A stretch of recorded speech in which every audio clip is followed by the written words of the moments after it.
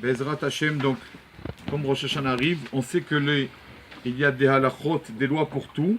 Aussi, il y a des lois pour le shofar. On ne peut pas prendre n'importe quelle corne de n'importe quelle bête.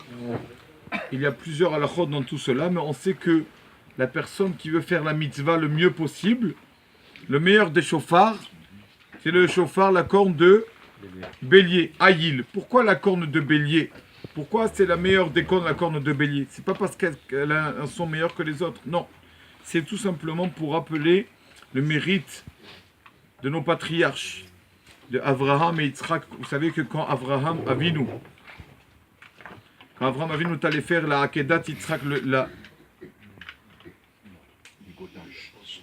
la dernière des épreuves qu'il a eues, quand Hachem l'a éprouvé, lui a dit: est-ce que tu es capable de donner ton fils en sacrifice?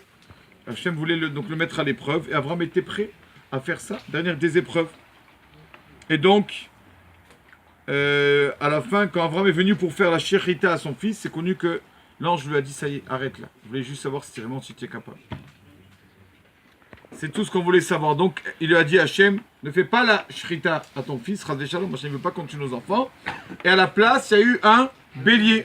Et Abraham a fait la shechita au bélier. Donc, pour appeler cette épreuve-là d'Abraham Avinu, alors la meilleure des cornes, c'est la corne de bélier. Ça, c'est la première chose. Quand vous remarquez, quand on lit ça, quand tous les jours on lit ça, la Kedat Yitzhak, vous voyez que c'est lié en fait à une halakha aussi. Le sacrifice Yitzhak, c'est lié à une halakha. On sait que, tout le monde sait que on voit les personnes, quand avant Rosh Hashanah, ils arrivent, ils payent leurs dons. J'ai donné ça, j'ai fait ça, je paye, j'ai dit, je paye. Pourquoi tout ça? Parce que c'est marqué que d'abord, premièrement, on a dit une personne qui fait un vœu et qui ne l'accomplit pas, d'accord? Et donc, il crée un ange, mais un ange sans âme. D'accord? L'ange, il est créé à moitié. Il manque quelque chose, il a un défaut. Et l'ange attaque la personne tant qu'il n'a pas accompli son vœu. L'essentiel, c'est pas que de parler, c'est de faire aussi dans la Torah. On va aller jusqu'à demain, mais il faut faire. Donc, c'est pour ça que on doit payer nos vœux avant Rosh Hashanah. Et alors, quel rapport avec la Akedat Yitzhak? Vous voyez que quand l'ange a dit à Abraham, Abraham avait de la peine, Abraham. J'ai pas fait la volonté d'Hachem. Parce que je voulais faire la mitzvah. Et je ne l'ai pas fait finalement.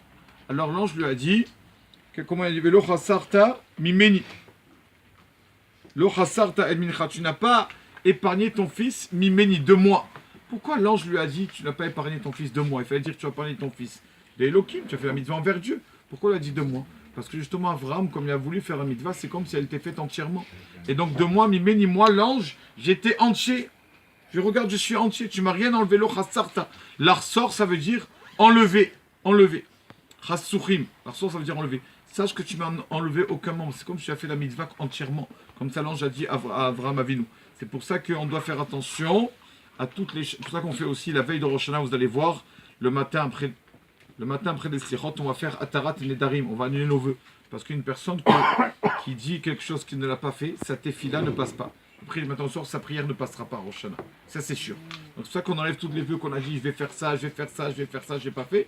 On annule. Mais aussi, pour pas qu'on écrit des anges à moitié, on a dit, on n'a pas fait. Mais une personne qui a dit, par exemple, quand ça se parle de faire, qui peut faire son vœu à Rosh Hashanah, par exemple, il a fait un vœu de donner ça, de faire cette tzedaka ou quoi, ça, il doit le faire pour pas rater Shalom, qu'il ait des anges manquants à Rosh Hashanah. Baruch Adonai Le'olam. Amen.